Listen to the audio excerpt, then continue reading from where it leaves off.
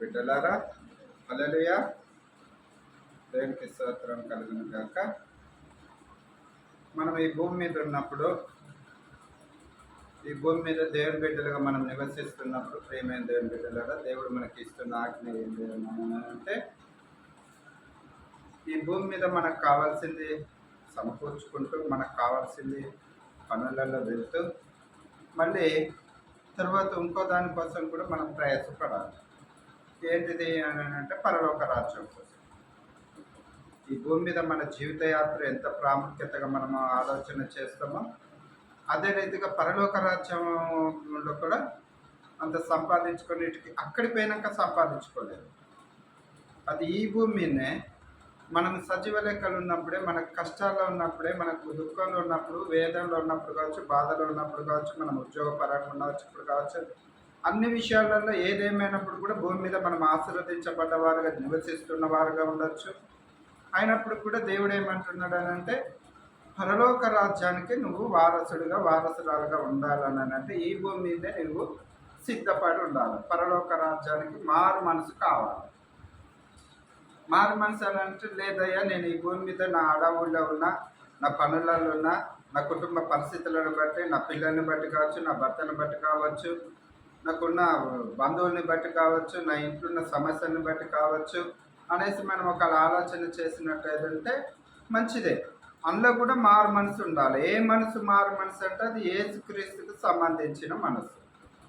ఆ వ్యక్తికి ఆ మారు మనసు కలిగినప్పుడు ఏం జరుగుద్ది అని అంటే, నూతనమైన జీవితం కొనసాగబడుతుంది.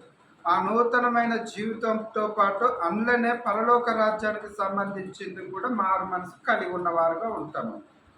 మరి ఇక్కడ ఒకసారి చూద్దాము. మత్తయి సువార్త 4:17 మాటల్ని, మత్తయి సువార్త 4:17 మాటల్ని జ్ఞాపకం చేసుకున్నాం. ప్రేమైన దేవుని బిడ్డలారా, చూడము ఒకసారి. అప్పటి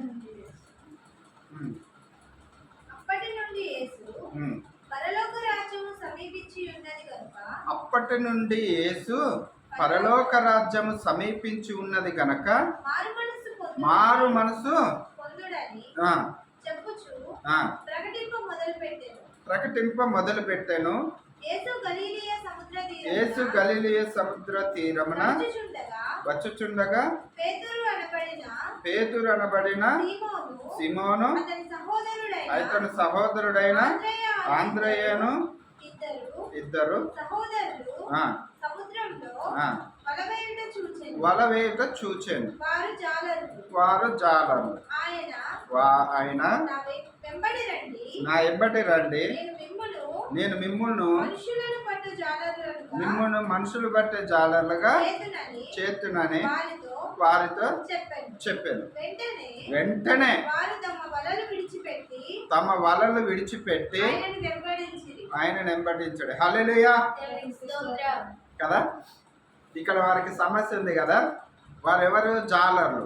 జాలర్లు అంటే ఈ భూమి మీద మనము వారిని ఏమని పిలుస్తాము? వాళ్ళు బెస్తోళ్ళు అంటాము, కొందరు ముద్రాసోళ్ళు అంటారు, కొందరు చేపలు పట్టే వాళ్ళు అంటారు, కొందరు జాలర్లు అంటారు. వారి నానా రకాలుగా భాషలతో వారిని సంభాషణ చేస్తూ అంటారు. ప్రియమైన దేవుని బిడ్డలారా, జాలర్లు అని అంటే బెస్తోళ్ళు కదా. మరి అటువంటి పరిస్థితులలో దేవుడు వారిని పిలిచిండ్రు.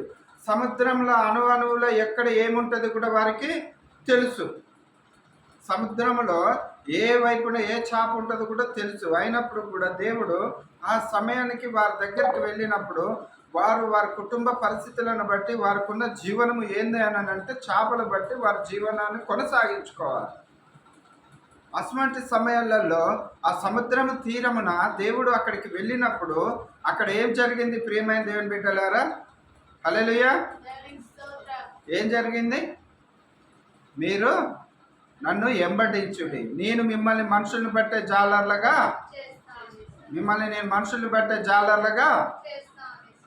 కదా. దేవుడు ఆజ్ఞ మీరకుండా వాళ్ళు దేవుని ఎంబడించిన వారు కాదు, దేవునితో నడిచిన వారు కాదు. అయినప్పుడు కూడా వారు జాలర్లు అయి ఉండి కూడా జాలర్ల దగ్గర ఏముంది అని అంటే జ్ఞానం ఉంది. ఏంటంటే జ్ఞానం అంటే వాళ్ళు చదువువంతుల ఏమైనా డిగ్రీలు ఇంజనీరింగ్ ఏమైనా చదివిన వారా కాదు. వారికి యథార్థత అంటే తెలుసు, కష్టపడుడు తెలుసు, ఆ కష్టాన్ని యథార్థంగా పని చేసుటే వారికి తెలుసు. కాబట్టి దేవుని మాటకు లోబడి మరి మనుషుల్ని పట్టుడు ఏందయ్యా అని కూడా అడగలేదు. ఎవరైనా చేపలను పడితే మా జీవనం కొనసాగుతుంది, మేము బ్రతుకుతగలుగుతాం, కానీ మరి మనుషుల్ని పట్టుడు ఏందయ్యా, మనుషుల్ని పట్టుడు అంటే ఎట్లా అని అంటే ప్రియమైన దేవుని బిడ్డలారా, ఆనాటి నుంచి ఈనాటి వరకు, ఆనాడంటే ఏనాడు, క్రీస్తు పూర్వం నుంచి క్రీస్తు శకం నుంచి కూడా ఈ సువార్త ప్రకటింపబడుతూనే ఉంది. అయినప్పుడు కూడా మారిన వారు మారుతున్నారు, మారని వారు మారట్లేరు. ఇవన్నిటి విషయాలలో కూడా మనం ఒకసారి ఆలోచన చేస్తే, మారిన వారి కోసం ఆలోచన చేద్దామా, మారిన వారి కోసం ఆలోచన చేద్దామా? మారిన వారు యేసయ్య జీవ గ్రంథములో ఉన్న పరిశుద్ధ గ్రంథముల మాటని ఎంతవరకే వాటిని అనుసరిస్తున్నారు, ఎంతవరకు వినగలుగుతున్నారు, ఎంతవరకు ఎంబటించగలుగుతున్నారు. మారు మనసు పొందండి అని దేవుడి లేఖనం తెలియపరుస్తుంది. ఈ రోజులలో మారు మనసు అంటే ఏంటయ్యా, నేను మారే కదా గుడికి వస్తున్నాను అని అంటున్నారు, నేను మారే కదా బాప్తిసం తీసుకున్నాను అంటున్నారు, నేను మారినాకనే కదా సంఘంలో అన్ని సభ్యత్వాలు కలిగి ఉన్నా అనుకుంటున్నారు, నేను మారినాకనే కదా దేవునికి అన్ని ఇస్తున్నాను అంటున్నాడు, నేను మారినాకనే కదా నేను నా దగ్గరికి వచ్చే సేవకుల్ని కానీ సంఘస్థుల్ని కానీ అందరిని కూడా నేను గౌరవిస్తున్నాను అంటున్నాడు. కానీ ఏం మారినావు? నీ వ్యక్తిత్వం మారిందా?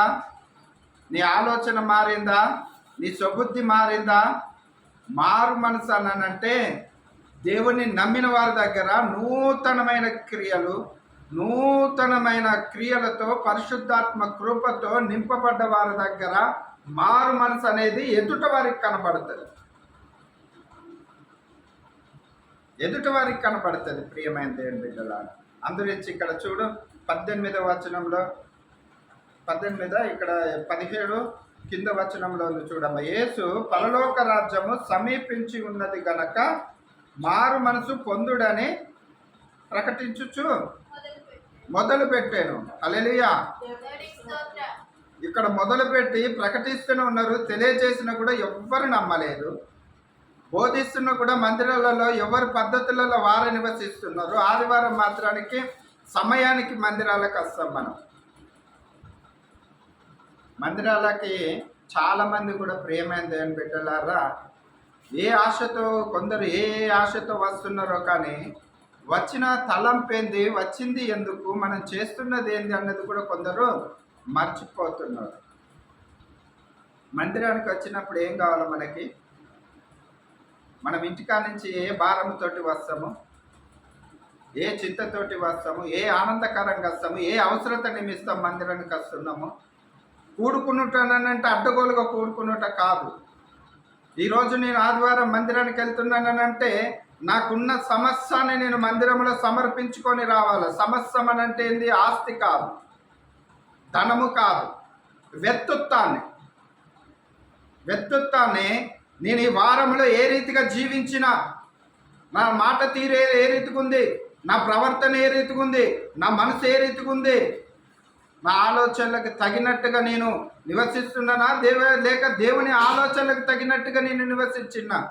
ప్రభువా, నేను జీవించిన ఈ వారం రోజులు, పోయిన సోమవారం నుంచి ఈ ఆదివారం వరకు నన్ను రక్షించి నీ శిల్వసడను నన్ను మరుగుపరుచుకొని ఈ భూమిపైన సజీవ లెక్కలు ఉంచి నా అవసరతలు అక్కర్లు తీర్చి ప్రతి విషయంలో ఇదిగో ఉండుటకు నాకు ఇచ్చిన ఈ అవకాశాన్ని బట్టి అయ్యా నీకు నేను ఏ రీతిగా నేను జీవించాలి, ఏ రీతిగా జీవించాలి, నేను ఏ మనుషుల్ని పట్టాలి. మనుషుల్ని పట్టుడు అంటే ఏంటి? మన వ్యక్తిత్వాన్ని బట్టే ఒక మనిషి మారుతాడు. మన నోటి మాటను బట్టి ఒక వ్యక్తిత్వం మారుద్ది, ఒక స్వభావం మారుద్ది, ఒక మనిషి మారుతాడు, వారి ప్రవర్తన తీరు మారుద్ది. వారి అవసరతలు ఎలాంటివి అయినా కావచ్చు, వారి పరిస్థితులు ఎలాంటివి అయినా కావచ్చు, వారు ఏ రీతిగా అయినా జీవించవచ్చు. వారి కుటుంబ పరిస్థితులను బట్టి వారు జీవిస్తున్నారు. అటువంటి వారు మన దగ్గరికి వచ్చినప్పుడు మనం ఏ రీతిగానంటే మనుషులను బట్టే జాలర్లుగా ఉండాలనంటే ప్రియమైన దేవుని బిడ్డలారా, పరిశుద్ధమైన మాటలు, జ్ఞానం కలిగిన మాటలు, ఉపయోగకరమైన మాటలు, జీవం కలిగిన మాటలు, మార్గమైన మాటలు, సజీవమైన మాటలు వారికి అందించాలి. వారు ఏ పరిస్థితుల్లో మన దగ్గరికి వచ్చిండ్రు? వారికి ఉన్న పరిస్థితులను బట్టి మన దగ్గరికి వచ్చినప్పుడు ఈ మాటలు మనం వారికి అందించినప్పుడు వారికి నూతనమైన మార్గాలు ఏర్పరచబడతాయి, నూతనమైన ఆలోచనలు వస్తాయి, నూతనమైన తలంపు వస్తుంది, నూతనమైన పనులు చేయగలుగుతారు, నూతనమైన ఆలోచనలతో నూతనమైన జీవితాలు కొనసాగిస్తారు. ప్రియమైన దేవుని బిడ్డలారా, సంవత్సరాలు గడిచిపోతున్నాయి, అయినా కానీ కుటుంబాలలో మార్పు అన్నదే లేదు. వివాహమైనాక పిల్లలు వివాహాలై పిల్లలు వస్తున్నారు కూడా. అయినప్పుడు కూడా సమాజంలో ఏమి జరుగుతుంది అని అంటే కుటుంబాలలో మార్పు అనేది లేక, మారు మనసు అనేది లేక కుటుంబాలు చెల్లచెదరైపోతున్నాయి. ఏ కుటుంబంలో ఏ పరిస్థితి ఏ రీతిగా ఉందో కూడా మానవుడు ఆలోచించలేని పరిస్థితి. ఇరుగురు భార్య భర్తల మధ్యలో కావచ్చు, పిల్లల మధ్యలో కావచ్చు, ఏదేమైనప్పుడు కూడా ఏ కుటుంబంలో ఏమి జరుగుతుందో కూడా, ఏ క్షణానికి ఏం జరుగుతుందో కూడా తెలియని పరిస్థితులలో, ఉద్రేకాలలో కావచ్చు, తొందరపాటుతనం కావచ్చు, ఏదైనప్పుడు కూడా ఒక మానవుడే బలైపోతున్నాడు, ఒక మానవురాలు బలైపోతుంది. ఏందనంటే ఆలోచన లేక, మారు మనసు లేక, నూతనమైన క్రియలు లేక. మనం పాతయే ఆలోచించుతాం కానీ కొత్తయే ఆలోచించం. ప్రియమైన దేవుని బిడ్డలారా, ఒక్కసారి ఇక్కడ మా జ్ఞాపకం చేసుకుందాము. అదే మత్తయి సువార్త 6:34 వచనం. 6:34 వచనం. మత్తయి సువార్త 6:34. రేపటి గురించి చింతించకుడి, రేపటి దినము దాని సంగతులను అది చింతించును. ఏనాటి కీడు ఆనాటికి చాలు. హల్లెలూయా. ప్రియమైన దేవుని బిడ్డలారా, పరిశుద్ధ గ్రంథం తెలియపరుస్తుంది ఏమని? రేపటి గురించి నువ్వు చింతించకనంటే మనం ఫ్యూచర్ ప్లాన్ ఎత్తాం. రేపటికి మనకు ఆవిష్కారం ఉందో లేదో తెలియదు. మన జీవిత ప్రయాణాలలో రేపటికి రూపం ఉన్నదో లేదో తెలియదు. రేపటికి సజీవ లెక్కలు ఉంటామో లేదో తెలియదు. మానవుని ఆలోచన ఎక్కడదనంటే అంతరిక్షానికి వెళ్ళిపోయే ఆలోచన కలిగి ఉన్నాము, కానీ అది ఫ్యూచర్ కాదు అని పరిశుద్ధ గ్రంథం తెలియపరుస్తుంది. చంద్రమండలానికి వెళ్ళిపోయేంత మనకి శక్తినిచ్చిండు, జ్ఞానాన్ని ఇచ్చిండు, వెళుతున్నాం వస్తున్నాం. అయినా కానీ అప్పుడప్పుడు ఏం జరుగుతుంది? వెళ్ళిన వారు తిరిగి రాని లోకంలోకి వెళ్ళిపోతున్నారు. అయినప్పుడు కూడా మానవులు ఏంది అని అంటే ఏదో అందుకోవాలి, ఏదో చేయాలి. రేపటి కోసం చింతించకు. ఫ్యూచర్ ప్లాన్ ఏంది? మానవుడు ఫ్యూచర్ ప్లాన్ ఆలోచించుడు తప్పని కాదు, కానీ ప్రియమైన దేవుని బిడ్డలారా, బిడ్డలకి సమకూర్చుట తప్పు కాదు, కానీ వారి రెక్కల కష్టార్జితము ఆశీర్వదించబడుట మంచిదే, వారి పిల్లలకు ఆస్తి సంపాదించుట మంచిదే, కానీ అదే శాశ్వతము కాదు. దానిలోనే ఏమి కావాలనంటే మారు మనసు కావాలి. మారు మనసు అంటే ఏ రోజు క్రియలు ఆ రోజే ఉండాలి. నూతనమైన క్రియలతో, నూతనమైన అలవాట్లతో, నూతనమైన మాటలతో, నూతనమైన బ్రతుకుతో ముందుకెళ్ళాలి. కొంతమంది చూడండి, వివాహమైన పెళ్లి రోజు జరుపుకుంటారు. ఆ పెళ్లి రోజు ఆడంబరంగా చేసుకుంటాము, సంతోషకరమైంది. ఈ సంవత్సరం అంతా దేవుడు దీవించిండని ఆనందించుతాము.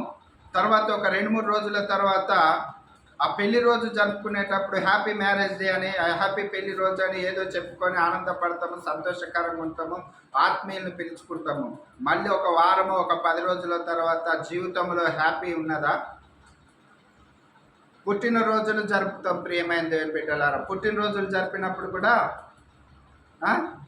సంతోషకరమైన గ్రీటింగ్స్ తెలియపరుస్తాము. దేవుడు నిన్ను దీవించిండు, ఆశీర్వదించిండు అని.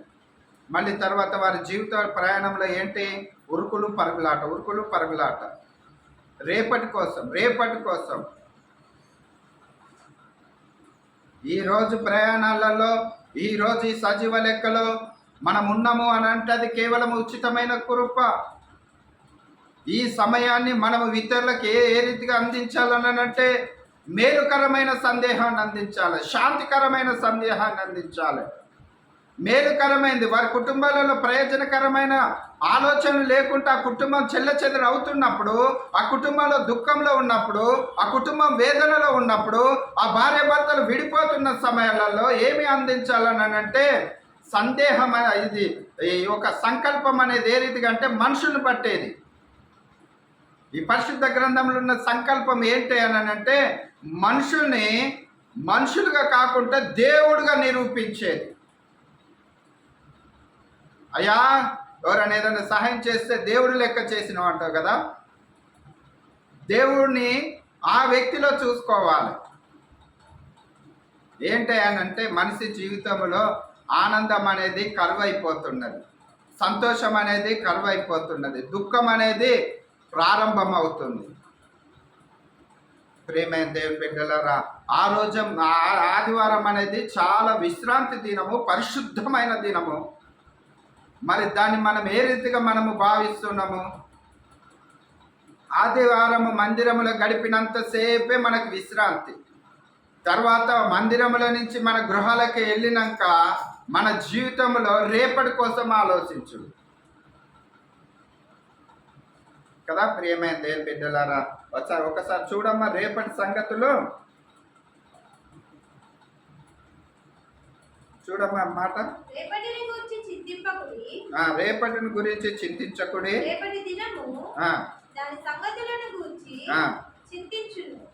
ఎవరు చింతించుతాయట? అవే సంగతులు అవే చింతించుతాయట. నువ్వు చింతించకు. రేపటి దినం గురించి, రేపటి సంగతుల గురించి అవే ఆలోచన కలిగి ఉంటాయి.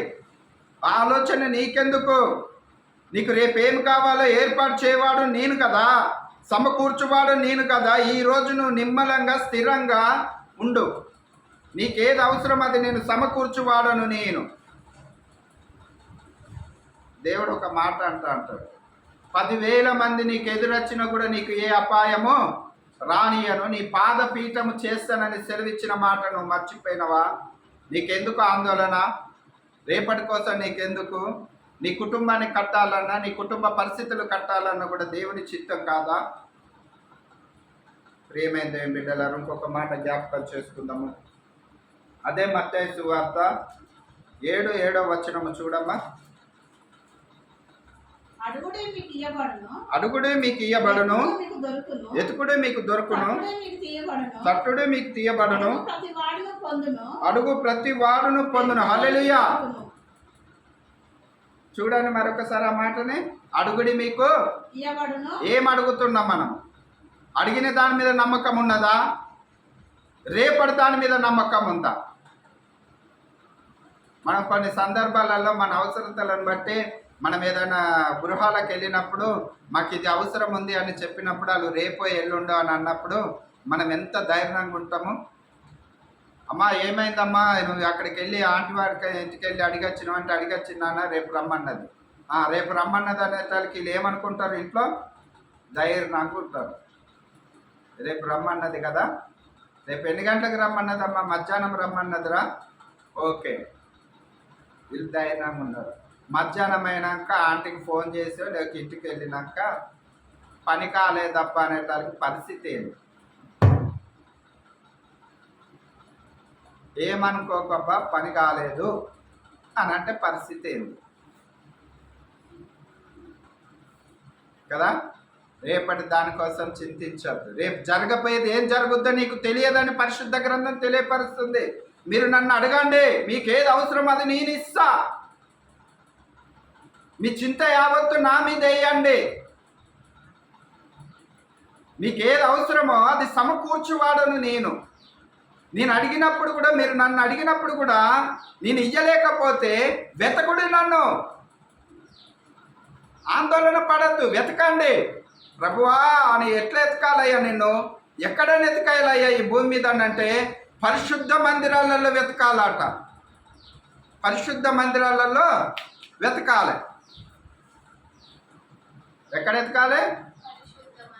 పరిశుద్ధ మందిరాలలో వెతకాలట. అయ్యా నీ మందిరంలోకి వచ్చినయ్యా, ఇదిగో నేను మొరపెడుతున్నాను, అడుగుడి అన్నావు, ఇయ్యలేదు నువ్వు, వెతుకుతున్నానయ్యా నాకు దొరుకు. వెతికినాక కూడా దొరకకపోతే ఇంకో మాట ఏమున్నది? తట్టుడే. తడుతూనే ఉండాలట, తడుతూనే ఉండాలట. ప్రియమైన దేవుని బిడ్డలారా, అట్లెట్లుంటుందయ్యా? ఒక్క మాటతో ఇచ్చేవాడు కదా అని అంటే నీ పరిశీలన చేయనుకే, నిన్ను పరీక్ష పెట్టుటకే. నా కుమార్తెకి, నా కుమారుడికి నా యందు విశ్వాసం ఉందా లేదా, నిరీక్షణ ఉందా లేదని ఆయన నీ పట్ల నా పట్ల కార్యములు చేయుటకు ఆయన వెనక తీస్తున్నాడు అని అంటే ఆయన సమర్థుడనిగా, ఆ పని చేయుటకు అసమర్థుడు కాదు, సమర్థుడు. నీ ఓపికని, నా ఓపికని, నీ నిరీక్షణని, నా నిరీక్షని పరీక్ష పెడుతున్నాడు. మనం ఊహించని సంఘటనలు మన జీవితంలో ఎన్ని చూస్తలేము? ఎన్ని భయంకరమైన స్థితుల నుంచి, ఎన్ని కాలాల నుంచి మనల్ని రక్షించుతలేడు. అయినప్పుడు కూడా మనము కృతజ్ఞతగా లేని వారిగా జీవిస్తున్నాము. మనుషుల మాటలలో నమ్ముతున్నాం కానీ దేవుని మాటని నమ్మలేకపోతున్నాము, దేవుని మాటని ఎంబటించలేకపోతున్నాము. ఈ జాలర్లు ఇక్కడ దేవుని మాటకు లోబడ్డారు, మనము లోబడలేకపోతున్నాము దేవుని పరిశుద్ధ గ్రంథంలో ఉన్న మాటలకి. ఆయనను ఎంబటించిన వారికి ఏమి కావాలి అని అంటే యథార్థమైన మనసు కావాలి, యథార్థమైన ప్రవర్తన కావాలి, హృదయ శుద్ధి కావాలి. ఎందుకయ్యా హృదయ శుద్ధి ఎందుకు, యథార్థ మనసు ఎందుకంటే ఆయనను ఎంబటించే వారికి అలాంటి గుణగణాలే కావాలి. అదే మారు మనసు. ఎందుకయ్యా మారు మనసు అని అంటే హృదయ శుద్ధి గలవారు దేవుణ్ణి చూచెదరు, దేవుణ్ణి చూసుకుంటే ఈ భూమి మీద వారి జీవిత యాత్ర కొనసాగిస్తారు. వారి అవసరతలలో, అక్కర్లలో, వారి జీవిత ప్రయాణాలలో, వారి కుటుంబాల పరిస్థితులలో సమస్యము ఎన్ని ఆటంకాలు వచ్చినా, ఎన్ని ఇబ్బందులు వచ్చినా, ఎన్ని అవమానాలు వచ్చినా, ఎంత ఆర్థికమైన ఇబ్బందులు వచ్చినా కూడా అవన్నిటిని కూడా సమకూర్చువాడు ఆయనే కాబట్టి ఆయనను చూస్తూ ముందుకు వెళ్తారు. ఏంటయ్యా వారి ధైర్యం అని అంటే నా కళ్ళ ముందున్న నజరేయుడైన యేసు ఇవన్నిటిని కూడా సమకూర్చువాడు, తీయవాడు, ఇచ్చువాడు ఆయనే. అడుగుడి, మనం ఏం అడుగుతున్నాం? మందిరాలలోకి వెళ్ళినప్పుడు పెదవులు ఉన్నాయని అడుగుతున్నాం, నాలుక ఉన్నదని పాటలు పాడుతున్నాం. అవే నాలుక, అదే పెదవులు మళ్ళీ వీధులలో కూడా మాట్లాడుతున్నాం.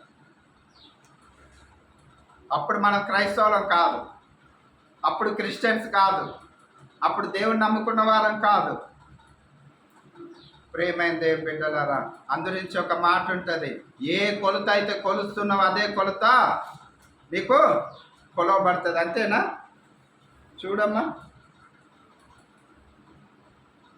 ఇక్కడ న్యాయం కోసం ఇక్కడ ఎట్లున్నదో యెషయా గ్రంథము 1:16 వచనంలో చూద్దాం. యెషయా గ్రంథము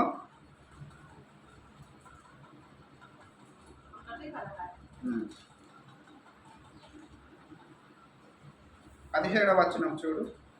కీడు చేయుట మాని మేలు చేయుట నేర్చుకొనుడి, న్యాయము జాగ్రత్తగా విచారించుడి,